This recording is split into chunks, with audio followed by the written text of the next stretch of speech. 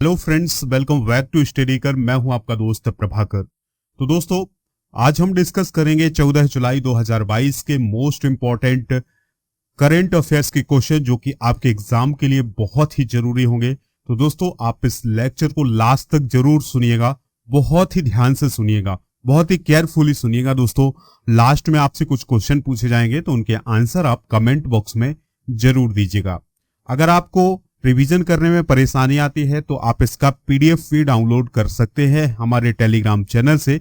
Link आपको description box में दिया गया है, तो वहां से आप इसका पीडीएफ आसानी से डाउनलोड कर सकते हैं। इसके अलावा अगर आप किसी भी कॉम्पिटिटिव एग्जाम की तैयारी कर रहे हैं तो आप स्टडी कर को फॉलो करना ना भूलें, और फॉलो करने के साथ ही आप बेल आइकॉन भी दबा लें, जिससे आपको समय पर सबसे पहले नोटिफिकेशन मिल सकेगा। दोस्तों, आज के इस लेक्चर की शुरुआत हम एक मोटिवेशनल लाइन से करते हैं। दोस्तों, एक लाइन है, कठोर परिश्रम कभी विफल नहीं होता। जी हाँ दोस्तों, अगर आप कोई भी कार्य कर रहे हैं उसमें अगर आप कठोर परिश्रम करते हैं तो वो मेहनत आपकी कभी भी बेकार नहीं जाएगी। तो आप कोई भी कार्य करें, कठोर परिश्रम के साथ करें, पूरी लगन के साथ करें, आपका वो कार्य जो है जरूर सफल होगा। चलिए दोस्तों, आज का पहला क्वेश्चन हम डिस्कस करते हैं, ध्यान से सुनिएगा। आज का पहला क्वेश्चन है, प्राइम मिनिस्टर नरेंद्र मोदी ने नए संसद भवन की छत पर कितने किलोग्राम वजन वाले राष्ट्रीय प्रतीक का अनावरण किया है? जी हां दोस्तों, अभी हाल ही में ये राष्ट्रीय प्रतीक जो है काफी चर्चा में रहा है। इस पर थोड़ी सी कंट्रोवर्सी भी हो रही है, लेकिन हमें तो अपना करंट अफेयर्स देखना है दोस्तों, उसके फैक्ट जानने हैं। तो प्राइम मिनिस्टर नरेंद्र मोदी ने जो संसद भवन बन रहा है नया, उस पर राष्ट्रीय प्रतीक का जो अनावरण किया है उसका वजन कितना है? तो दोस्तों, उसका जो कुल टोटल वजन है वो है 9500 किलोग्राम। कितना है दोस्तों? 9500 किलोग्राम है। ठीक है दोस्तों, अगर हम इसकी ऊंचाई की बात करें तो इसकी जो ऊंचाई है वो है 6.5 मीटर। कितनी है दोस्तों? 6.5 मीटर। तो इसे नए संसद भवन के सेंट्रल फोअर के शीर्ष पर बनाया गया है। जो सेंटर फोअर है दोस्तों, उसके शीर्ष पर बनाया है ये प्रतीक चिन्ह। इसका अनावरण कब किया गया है? 11 जुलाई 2022 को किया गया है। दोस्तों, प्रतीक चिन्ह को सहारा देने के लिए लगभग 6500 किलोग्राम वजन वाली स्टील की एक सहायक संरचना का भी निर्माण किया गया है, जिससे यह जो प्रतीक चिन्ह है दोस्तों गिरे ना या कभी इसमें नुकसान ना पहुंचे। ठीक है, चलिए इससे जुड़े हुए कुछ और सवाल आपके साथ डिस्कस करते हैं, ध्यान से सुनिएगा। दोस्तों, भारत का राष्ट्रीय चिन्ह क्या है? तो क्या है? अशोक चिन्ह। याद रखिएगा, भारत का जो राष्ट्रीय चिन्ह है वो क्या है? अशोक चिन्ह है। भारत का राष्ट्रीय चिन्ह कहां से लिया गया है? तो सारनाथ में स्थित जो अशोक स्तंभ है वहां से ये चिन्ह लिया गया है। अगला क्वेश्चन क्या बन सकता है दोस्तों? भारत सरकार ने राष्ट्रीय चिन्ह को कब अपनाया था? तो भारत सरकार ने इस राष्ट्रीय चिन्ह को 26 जनवरी 1950 को अपनाया था। सत्यमेव जयते शब्द कहां से लिया गया है? तो दोस्तों, ये मुंडकोपनिषद से लिया गया है। जो हमारा राष्ट्रीय चिन्ह है, अशोक चिन्ह जिसे बोलते हैं दोस्तों, उसके नीचे सत्यमेव जयते लिखा हुआ है। तो ये जो सत्यमेव जयते शब्द है ये मुंडकोपनिषद से लिया गया है। चलिए फ्रेंड्स, नेक्स्ट क्वेश्चन देखते हैं, इंपॉर्टेंट है, ध्यान से सुनिएगा। फिनलैंड में आयोजित 2022 विश्व मास्टर्स एथलेटिक्स चैंपियनशिप में 100 मीटर स्प्रिंट में गोल्ड मेडल किसने जीता है? तो दोस्तों, विश्व मास्टर्स एथलेटिक्स चैंपियनशिप में 100 मीटर स्प्रिंट में गोल्ड मेडल किसने जीता है? भगवानी देवी ने जीता है। किसने जीता है दोस्तों? भगवानी देवी ने। तो 94 साल की हैं भगवानी देवी डागर। तो उन्होंने 10 जुलाई 2022 को फिनलैंड में आयोजित 2022 विश्व मास्टर्स एथलेटिक्स चैंपियनशिप में 100 मीटर स्प्रिंट में गोल्ड मेडल हासिल किया है। दोस्तों, ये 94 साल की जो ये दादी हैं, इन्होंने गोल्ड मेडल के साथ 2 ब्रॉन्ज मेडल भी जीते हैं। ये भी आप याद रखिएगा। कितने ब्रॉन्ज मेडल जीते हैं? 2 ब्रॉन्ज मेडल जीते हैं और 1 गोल्ड मेडल जीता है।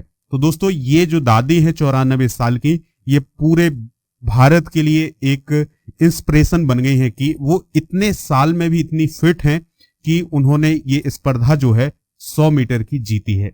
ठीक है दोस्तों, तो चलिए अब इनसे जुड़े हुए कुछ सवाल डिस्कस कर लेते हैं। यहाँ पर स्पोर्ट्स की बात आई है तो स्पोर्ट्स से जुड़े हुए कुछ सवाल डिस्कस करते हैं। देखिए दोस्तों, पहला सवाल है, ऑस्ट्रेलियन ग्रैंड प्रिक्स 2022 किसने जीता है? तो दोस्तों ऑस्ट्रियन ग्रांड प्रिक्स 2022 का खिताब जो है वो फेरारी के चार्ल्स लेक्लर ने जीता है। अगला प्रश्न है एलोर्डा कप में अल्फिया पठान और गीतिका ने कौन सा मेडल जीता है? तो गोल्ड मेडल जीता है। अगला प्रश्न हो सकता है दोस्तों अभी हाल ही में टेस्ट में एक ओवर में 29 रन बनाने का रिकॉर्ड किसने बनाया है? तो ये बनाया है जसप्रीत बुमराह ने। सभी 4 ग्रैंड स्लैम में 80 मैच जीतने वाले पहले खिलाड़ी कौन बने हैं? तो वो बने हैं दोस्तों नोवाक जोकोविच। कौन बने हैं दोस्तों? नोवाक जोकोविच। और नोवाक जोकोविच जो है वो किस देश के टेनिस खिलाड़ी हैं? तो याद रखिएगा सर्बिया के टेनिस खिलाड़ी हैं। ठीक है, और इन्होंने अभी हाल ही में विंबलडन का खिताब भी जीता है। पुरुष सिंगल्स का खिताब जो है वो किसने जीता है? नोवाक जोकोविच ने जीता है। तो दोस्तों ये सभी पॉइंट जो है वो आप नोट करते जाइएगा, एग्जाम के लिए बहुत ही जरूरी है। अगला प्रश्न है, ध्यान से सुनिएगा, जोस एडुआर्डो डॉस सैंटोस। याद रखिएगा ये नाम, जोस एडुआर्डो डॉस सैंटोस जो है वो किस देश के पूर्व राष्ट्रपति थे जिनका 8 जुलाई को निधन हो गया है? तो दोस्तों वो अंगोला देश के प्रेसिडेंट थे जिनका हाल ही में 8 जुलाई को निधन हो गया है। ठीक है दोस्तों, चलिए फ्रेंड्स अब हम इनसे जुड़े हुए कुछ इंपॉर्टेंट पॉइंट जो हैं वो डिस्कस करते हैं। दोस्तों अंगोला जो है अफ्रीका महाद्वीप में स्थित एक देश है।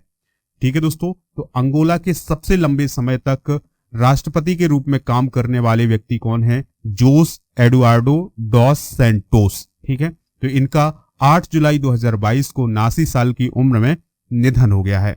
दोस्तों इन्होंने अपना कार्यभार राष्ट्रपति के रूप में 1979 से 2017 तक किया है, यानी 1979 से 2017 तक वो राष्ट्रपति रहे हैं। लगभग 37 सालों तक लगभग 38 सालों तक इन्होंने राष्ट्रपति के रूप में काम किया है। ठीक है दोस्तों, 37 साल की आयु में ये राष्ट्रपति बन गए थे। दोस्तों इन्होंने अपने देश में बहुत ही लंबा गृह युद्ध लड़ा है और अपने देश को एक प्रमुख तेल उत्पादक देश बनाने में महत्वपूर्ण सफलता हासिल की थी। तो दोस्तों याद रखिएगा ये नाम, क्या नाम है? जोस एडुआर्डो डॉस सैंटोस। तो ये अंगोला के राष्ट्रपति थे जिनका हाल ही में निधन हो गया है। ठीक है, अंगोला की कैपिटल क्या है दोस्तों? तो अंगोला की कैपिटल जो है वो है लुआंडा। क्या है दोस्तों? लुआंडा। और जो अंगोला है ये अफ्रीका महाद्वीप की किस दिशा में है? तो याद रखिएगा ये दक्षिण और पश्चिम दिशा में है। कौन दोस्तों? Angola country. इसके कुछ पड़ोसी देश हैं, वो कौन कौन से हैं? चलिए उनको भी देख लेते हैं। तो दोस्तों अंगोला के जो पड़ोसी देश हैं वो कौन कौन से हैं? नामीबिया, जाम्बिया, कांगो रिपब्लिक और कोंगो। ठीक है दोस्तों, तो ये सभी जो पॉइंट हैं इसको आप नोट कर लीजिएगा। और साउथ अटलांटिक ओशियन जो है वो इसके पश्चिम दिशा में है। चलिए फ्रेंड्स, अब हम राष्ट्रपति की बात आई है तो दुनिया से जुड़े राष्ट्रपति प्रधानमंत्री से जुड़े सवाल भी डिस्कस कर लेते हैं। देखिए दोस्तों, इजराइल के 14वें प्रधानमंत्री कौन बने हैं? एर लैपिड बने हैं। फर्डिनेंड मार्कोस जूनियर किस देश के राष्ट्रपति बने हैं अभी हाल ही में? तो ये फिलीपींस के राष्ट्रपति बने हैं। गुस्तावो पेट्रो किस देश के प्रेसिडेंट बने हैं? तो कोलंबिया के प्रेसिडेंट बने हैं। हमजा अब्दी वरे किस देश के नए प्रधानमंत्री बने हैं? तो ये सोमालिया के प्रधानमंत्री बने हैं। तो दोस्तों ये हैं राष्ट्रपति और प्रधानमंत्री से रिलेटेड कुछ इंपॉर्टेंट क्वेश्चन, तो आप इन्हें भी नोट कर लीजिएगा। अगला प्रश्न है, ध्यान से सुनना है आपको। प्रधानमंत्री नरेंद्र मोदी ने किस राज्य के देवघर में हवाई अड्डे का उद्घाटन किया है? तो दोस्तों जो देवघर हवाई अड्डा है ये कहाँ है? तो याद रखना है ये है झारखंड में। कहाँ है दोस्तों? झारखंड में। ठीक है दोस्तों, चलिए अब हम इससे जुड़े हुए कुछ इंपॉर्टेंट पॉइंट डिस्कस करते हैं, तो ध्यान से सुनिएगा। तो प्राइम मिनिस्टर नरेंद्र मोदी ने झारखंड के देवघर हवाई अड्डे का उद्घाटन किया है। उन्होंने पर्यटन मंत्रालय की प्रसाद योजना के तहत जो बाबा बैजनाथ का मंदिर बना है उसका जीर्णोद्धार भी किया है। दोस्तों पर्यटन मंत्रालय की एक प्रसाद योजना चलती है जिसके तहत जो प्राचीन मंदिर हैं उनका जीर्णोद्धार किया जाता है, उनमें जो व्यवस्थाएं हैं उनको फिर से रीजनरेट किया जा रहा है। तो दोस्तों उसका जीर्णोद्धार भी किसने किया है? प्राइम मिनिस्टर नरेंद्र मोदी ने। किस मंदिर का? बाबा बैजनाथ मंदिर का। दोस्तों 654 एकड़ भूमि में फैला हुआ यह देश के 24 ज्योतिर्लिंगों में से एक है जो बाबा बैजनाथ धाम को श्रद्धालुओं और पर्यटकों से जोड़ेगा। दोस्तों बाबा बैजनाथ धाम देश भर के श्रद्धालुओं के लिए एक महत्वपूर्ण धार्मिक स्थल है और जो 12 ज्योतिर्लिंग हैं उनमें से एक ज्योतिर्लिंग है दोस्तों बाबा बैजनाथ का, और ये कहाँ है? झारखंड में है। दोस्तों अब हम कुछ इस प्रश्न से जुड़े हुए क्वेश्चन भी डिस्कस करते हैं। तो दोस्तों देश के तीसरे विमान पोत फुजियान को किसने लॉन्च किया है? अब यहाँ पर लॉन्चिंग की बात आई थी, उद्घाटन की बात आई थी। तो दोस्तों जो फुजियान विमान वाहक पोत है इसको किस देश ने लॉन्च किया है? तो ये चाइना ने लॉन्च किया है। स्टैचू ऑफ पीस का अनावरण जम्मू कश्मीर के किस स्थान पर किया गया है? तो दोस्तों अभी हाल ही में गृह मंत्री अमित शाह ने जम्मू कश्मीर के श्रीनगर में स्टैचू ऑफ पीस का अनावरण किया है, जो कि रामानुजाचार्य पर है आधारित है। झारखंड के मुख्यमंत्री कौन है दोस्तों? तो झारखंड के मुख्यमंत्री हैं हेमंत सोरेन। मुंडा जनजाति किस राज्य में पाई जाती है? तो दोस्तों मुंडा जनजाति जो है वो झारखंड में पाई जाती है। तो ऐसे कुछ सवाल बन रहे थे, चलिए इनको भी आप नोट कर लीजिएगा। अगला प्रश्न है, ध्यान से सुनिएगा। मलेशिया ओपन बैडमिंटन टूर्नामेंट 2022 में पुरुष एकल का खिताब किसने जीता है? तो दोस्तों पुरुष एकल का खिताब जो जीता है वो है विक्टर एक्सेल्सन, जो कि कहाँ के हैं? डेनमार्क के हैं। तो उन्होंने मलेशिया ओपन बैडमिंटन टूर्नामेंट 2022 में पुरुष सिंगल्स का खिताब जो है अपने नाम किया है। तो जो मलेशिया ओपन है इसका आयोजन कहां पर किया गया है? तो मलेशिया के एक्सियाटा एरिना कुआलालंपुर में इसका आयोजन किया गया है, और यह जो प्रतियोगिता है ये 1937 से आयोजित की जाती है। तो पुरुष सिंगल्स का खिताब विक्टर एक्सेल्सन ने जीता है, जो कि डेनमार्क के हैं, और महिला एकल्स का खिताब रेचानॉक इंथानॉन ने जीता है, जो कि थाईलैंड की हैं। तो दोस्तों ये पॉइंट आपको नोट कर लेना है। दोस्तों मलेशिया की बात आई है तो मलेशिया की कैपिटल क्या है? कुआलालंपुर है। और बैडमिंटन की बात आई है तो बैडमिंटन को कंट्रोल करने वाली संस्था का क्या नाम है? Badminton world federation. तो इसका हेडक्वार्टर कहाँ है? कुआलालंपुर मलेशिया में है। बैडमिंटन वर्ल्ड फेडरेशन की स्थापना कब की गई थी? तो 1934 में की गई थी। तो ये सभी पॉइंट जो है नोट कर लीजिएगा। अगला प्रश्न है, किस देश के राष्ट्रपति गोतबाया राजपक्षे ने अपने पद से इस्तीफा दे दिया है? जी हाँ दोस्तों, भगदड़ मची हुई है श्रीलंका में। वहां के जो राष्ट्रपति हैं वो भाग चुके हैं देश से, ऐसी मीडिया रिपोर्ट में खबर आ रही है। तो जो श्रीलंका है, श्रीलंका के जो राष्ट्रपति थे गोतबाया राजपक्षे, उन्होंने अपने पद से इस्तीफा दे दिया है। भारी आर्थिक संकट है श्रीलंका में, जिसके चलते जो है वो वहां की जनता में बहुत आक्रोश है। राष्ट्रपति भवन के अंदर जनता है दोस्तों, और राष्ट्रपति जो है वो मीडिया रिपोर्ट्स के अकॉर्डिंग देश के बाहर हैं। तो इस प्रकार की खबरें जो है वो श्रीलंका से आ रही हैं। तो श्रीलंका के जो राष्ट्रपति हैं गोतबाया राजपक्षे, उन्होंने अपने पद से इस्तीफा दे दिया है। ठीक है दोस्तों, चलिए अब जो प्राइम मिनिस्टर है रानिल विक्रमसिंघे, वो अंतरिम राष्ट्रपति के रूप में काम कर रहे हैं। होगा क्या, अब 20 जुलाई को श्रीलंका का नया राष्ट्रपति मिलेगा, चुनाव होंगे वहां पर और नया राष्ट्रपति मिलेगा, क्योंकि जनता की मांग तो यही थी कि जो राजपक्षे परिवार है जिसने श्रीलंका की ये दुर्दशा की है उसको सत्ता से हटाया जाए। तो गोतबाया राजपक्षे ने ऑफिशियल रूप से अब अपना इस्तीफा दे दिया है। तो अब 20 जुलाई को चुनाव होंगे, चुनाव की प्रक्रिया वहां पर शुरू हो चुकी है। तो अभी फिलहाल जो है अंतरिम राष्ट्रपति के रूप में प्रधानमंत्री रानिल विक्रमसिंघे काम कर रहे हैं। दोस्तों कुछ चीजें रिवाइज कर लेते हैं। तो श्रीलंका की कैपिटल क्या है? कोलंबो है। और एक और कैपिटल है दोस्तों श्रीलंका की, जिसका नाम है श्री जयवर्धनेपुरा कोट्टे। पाक जल संधि के द्वारा कौन कौन से देश अलग होते हैं? तो भारत और श्रीलंका अलग होते हैं। हम्बनटोटा बंदरगाह किस देश में है? तो दोस्तों ये श्रीलंका में है। देखिए हम्बनटोटा बंदरगाह इसलिए महत्वपूर्ण है क्योंकि जो श्रीलंका है उसने चाइना को इस बंदरगाह को 99 साल के लिए लीज पर दे दिया है। ठीक है दोस्तों, इसीलिए ये सभी दुर्दशाएं हो रही हैं श्रीलंका की। विश्व की पहली महिला प्रधानमंत्री किस देश की थी?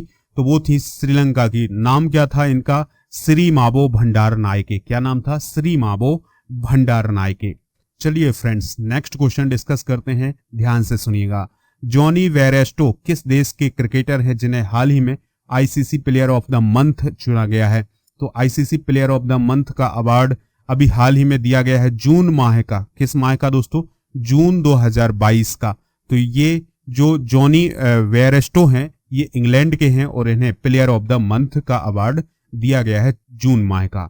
महिलाओं में किसे दिया गया है? तो मैरी जॉन कैप को दिया गया है। और मैरी जॉन कैप जो है वो साउथ अफ्रीका की हैं। तो दोस्तों याद रखिएगा, जॉनी वेयरस्टो और मैरी जॉन कैप, इन दोनों लोगों को जून माह का ICC player of the month का अवार्ड दिया गया है। ठीक है दोस्तों, ICC player of the month के अवार्ड की अगर हम बात करें तो एक माह में जो भी खिलाड़ी क्रिकेट का अच्छा प्रदर्शन करता है उसे प्लेयर ऑफ द मंथ चुना जाता है। ठीक है, तो इस माह के लिए यानी जून माह के लिए जॉनी बेयरस्टो और मैरी जॉन कैप को चुना गया है। बात आ रही है दोस्तों यहाँ पर आईसीसी की। तो आईसीसी का फुल फॉर्म क्या होता है? International cricket council. International cricket council की स्थापना जो है वो 15 जून 1909 को हुई थी। 90 नहीं है, क्या है, 9 है। ठीक है, 15 जून 1909 को जो है वो इंटरनेशनल क्रिकेट काउंसिल की स्थापना की गई थी। आईसीसी का मुख्यालय कहाँ है? तो दोस्तों आईसीसी का जो मुख्यालय है वो है दुबई, यूएई में। आईसीसी के चेयरमैन कौन है?